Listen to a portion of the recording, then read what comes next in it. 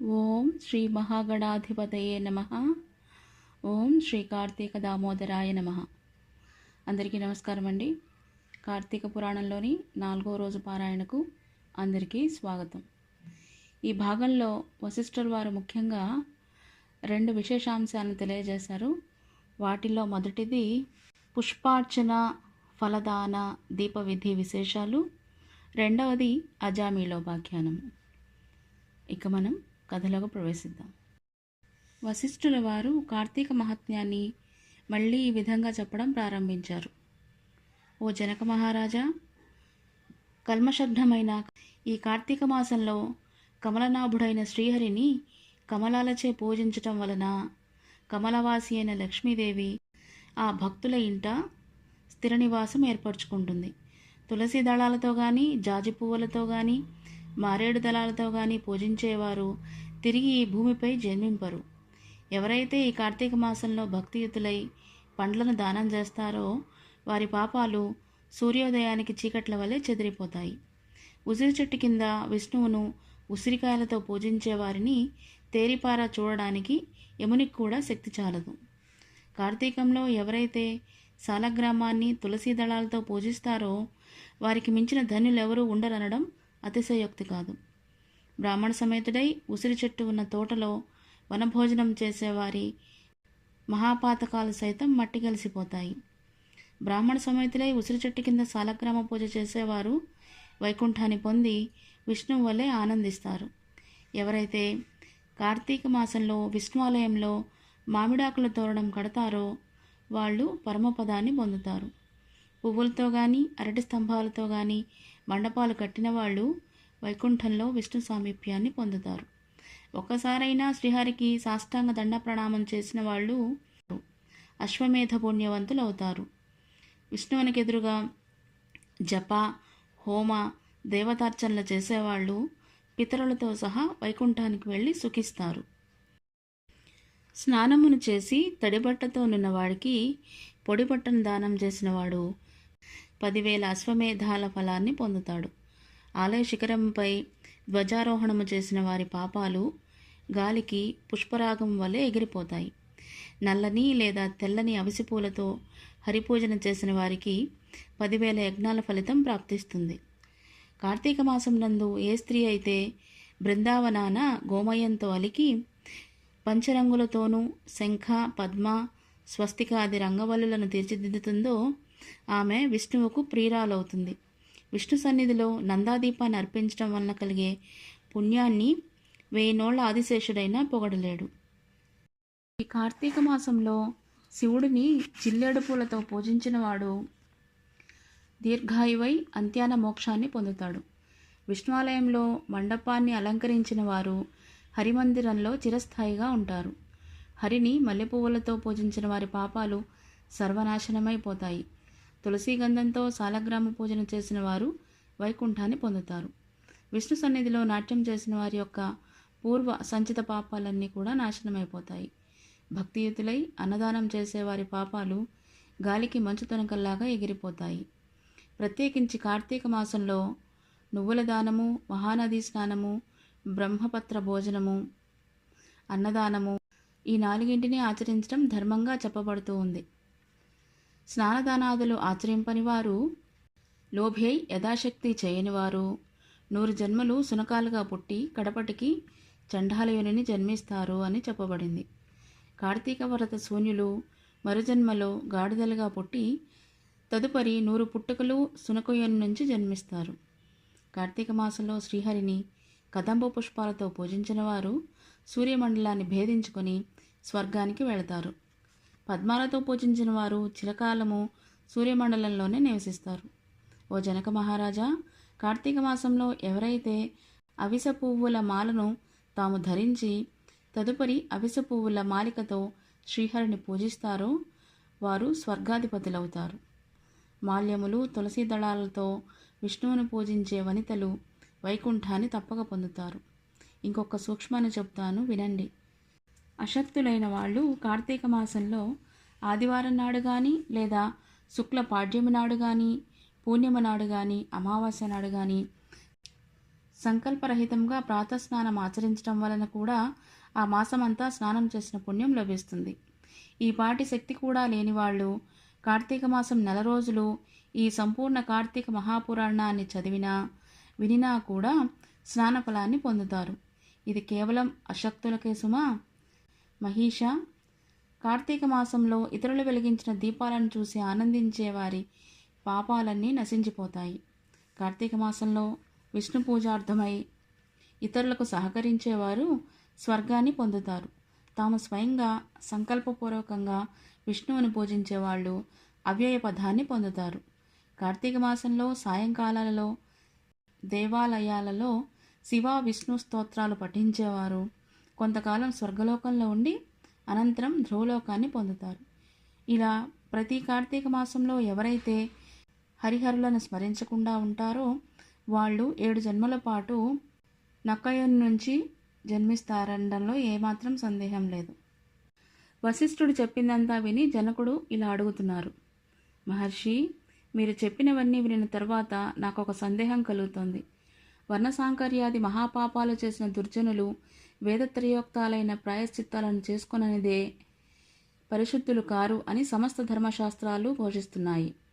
కేవలం కార్తీక వ్రతాచరణ ధర్మలేశము చేతనే సమస్త పాపాలు హరించుకుపోయి వైకుంఠాన్ని పొందుతారు అని చెప్పడంలో మర్మమేమిటి? ఇది ఎలా సంభవం? అత్యంత స్వల్పమైన పుణ్యమాత్రం చేతనే గొప్ప గొప్ప పాపాలు ఎలా నశించిపోతాయి? గండ్రగొడ్డలతో కూడా కూలనయ్యే సాధ్యం కాని మహాపర్వతాన్ని కేవలం కొనవ్రేలి గోటితో కూల్చడం సాధ్యమవుతుందా? అగ్నిదగ్ధమవుతూ ఉన్న ఇంటిలో ఉన్నవాడు ఆ మంట మీద పురుషుడు నీళ్లు జల్లినంత మాత్రాన అగ్ని ప్రమాదం తొలగిపోతుందా? ఏ మహానది ప్రవాహంలోనో కొట్టుకుపోయే వారిని ఓపాటి గడ్డిపరక గట్టుకు చేర్చగలుగుతుందా? తనకు తానే కొండచెరేల్లోని ఏ లతాసూత్రాన్నో పట్టుకున్నంత మాత్రం చేతనే నదీ ప్రవాహ వేగాన్నించి రక్షించబడతాడా? వశిష్ఠ, ఈ విధమైన దృష్టాంతాల రీత్యా మహాపాపులైన వాళ్ళు సైతము అతి స్వల్పకార్యమైన కార్తీక వ్రతాచరణ వలన పాపరహితులు పుణ్యాత్ములు ఎలా అవుతారు? వీటికి మీ సమాధానం ఏమిటి అని ప్రశ్నించారు. జనకుని ప్రశ్నకు జ్ఞానహాసం చేస్తూ వశిష్ఠుల వారు ఇలా చెప్పసాగారు. మంచి విమర్శ చేశావు మహారాజా, చెబుతాను వినండి. ధర్మాన్ని సూక్ష్మంగా చింతించాలే కానీ స్థూల రూపాన్ని మాత్రమే ఆలోచించకూడదు. అదీగాక వేదశాస్త్ర పురాణాలన్నీ కూడా అనేక ధర్మ సూక్ష్మాలను మనకు అందిస్తున్నాయి. ఆయా ధర్మసూత్రాల వలన కొన్ని పర్యాయాలలో గొప్ప గొప్ప పుణ్యాలు స్వల్పమైనవిగాను, స్వల్ప పుణ్యాలు గొప్పవైనవిగాను పరిణమిస్తూ ఉంటాయి. ధర్మాలన్నీ గుణత్రయంతో కూడుకొని స్వల్ప నల్పలతను సిద్ధింపజేసుకుంటూ ఉంటాయి. మూల ప్రకృతి అయిన మహామాయ కారణంగా సత్వరజస్తమో గుణాలనే 3 గుణాలు ఏర్పడ్డాయి. వీటిలో సత్వగుణ ప్రధానమైనవి ధర్మ సూక్ష్మాలు. కర్మకాండ, తపస్సు, ప్రాయశ్చిత్తాలన్నీ కూడా రజోగుణం వలన ఏర్పడ్డాయి. తర్కము, దేవేతర చింతనతో సాగించే దైవీయ కృత్యాలు, ఆచరించే దాన ధర్మాలు ఇవన్నీ కూడా ధర్మం యొక్క స్థూల స్వరూపాలు. ఇవి తమోగుణం వలన ఏర్పడతాయి. వీటిల్లో సత్వగుణ ప్రధానంగా ఆచరించే ధర్మాలు స్వల్పంగా తోచినప్పటికీ దేశకాల యోగ్యతాదుల వలన విశేష ఫలితాలను ఇస్తాయి. దేశము అంటే పుణ్యక్షేత్రము, కాలము అంటే పుణ్యకాలము, యోగ్యత అంటే పాత్రత. బ్రహ్మజ్ఞత కలవాళ్ళు ఈ మూడింటిని చింతించకుండా చేసే సర్వధర్మాలు తామసాలే అవుతాయి. వీటి వలన పాపాలు నశించవు. కాబట్టి దేశకాల యోగ్యతలను విచారించి చేసేవే సత్వధర్మాలు. వీటిల్లో కొన్ని సమకూడి కొన్ని సమకూడక జరిపేవి రజోగుణ ధర్మాలని వేరే చెప్పనక్కర్లేదు కదా. జనకరాజా, అన్నింటికీ కర్మమే మూలము. ఎవరి కర్మను బట్టి వారికి ఫలితాలుంటాయి. అయినప్పటికీ మనిషికి జ్ఞానం అనేది ఉన్నందువలన ఆచరించే ధర్మాలు పై మూడింటితో పోల్చుకొని ప్రయత్నపూర్వకంగానైనా ఆచరించాలి. ఈ విధంగా 3 కలిసి వచ్చినప్పుడు ఆచరించిన ధర్మము అక్షయమైన ఫలితాన్ని ఇస్తుంది. రాజా, పర్వతమంత ఎత్తు కట్టెలను పేర్చి వాటి మధ్య గురువింద గింజంత అగ్నికణాన్ని ఉంచితే ఆ అగ్నికణము ఆ కట్టెలను ఎలా కాల్చివేయగలుగుతుందో, సువిశాలమైన నెట్టింట పెట్టిన నలుసంత దీపము ఆ ఇంటి చీకట్లను ఎలా తొలగిస్తుందో, గుండిగెడు మురికి నీళ్లను ఒక్క ఇండుపకించ ఎలా శుభ్రపరుస్తుందో, అదేవిధంగా తెలిసి కానీ తెలియక కానీ పుణ్యకాలాలలో పుణ్యక్షేత్రాలలో పుణ్యమూర్తుల వలన ఆచరించే ధర్మము అనంత పాపాలను దగ్ధం చేసి మోక్షానికి మార్గాన్ని వేస్తుంది.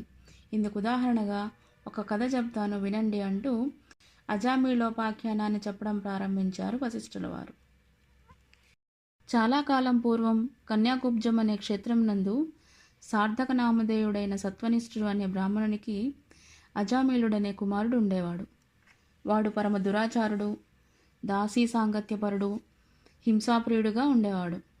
సాటి బ్రాహ్మణ గృహంలోని ఒక దాసీదానితో సాంగత్యం పెట్టుకొని తల్లిదండ్రులను మీరి ఆ దాసీదానితోనే భోజన సేనాదులన్నింటినీ నిర్వర్తిస్తూ కామాంధుడై వైదిక కర్మలన్నింటినీ విడిచిపెట్టి కేవల కామాసక్తుడై ప్రవర్తించసాగాడు. తద్వారా బంధువులంతా అతన్ని వదిలివేశారు, కులం వాళ్ళు వెలివేశారు. అందువలన ఇల్లు వదిలిపెట్టి పోవలసి వచ్చింది అజామీళుడికి.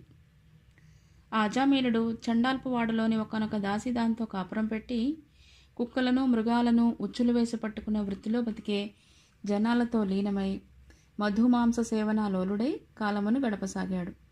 ఇలా ఉండగా ఒకనాడు అతని ప్రియురాలైన దాసి కళ్ళు తాగడం కోసం తాటి చెట్టునెక్కి పొరపాటున కింద పడి మరణించింది. అజామీళుడు అమితంగా దుఃఖించాడు. అప్పటికే దాసీదానికి యవనవతి అయిన కూతురు ఉంది.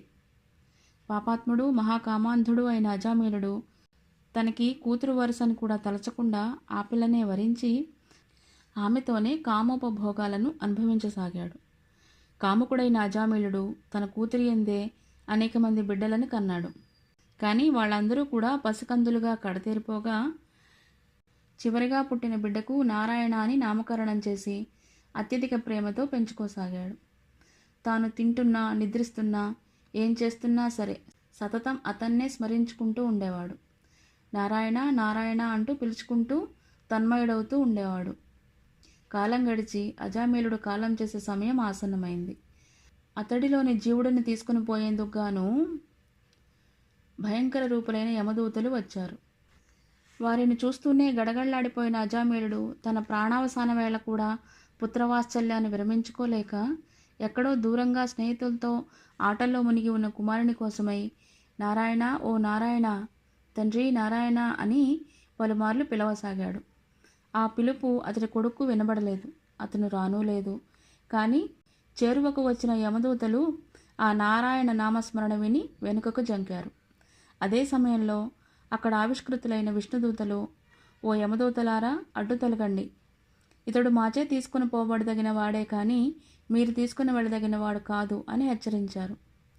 వికసిత పద్మాల వలె విశాలమైన నేత్రాలు కలవాళ్ళు, పద్మమాలాంబరధారులు అయిన పవిత్ర విష్ణు పార్షదులను చూసి విభ్రాంతులైన యమదూతలు, అయ్యా మీరెవరు?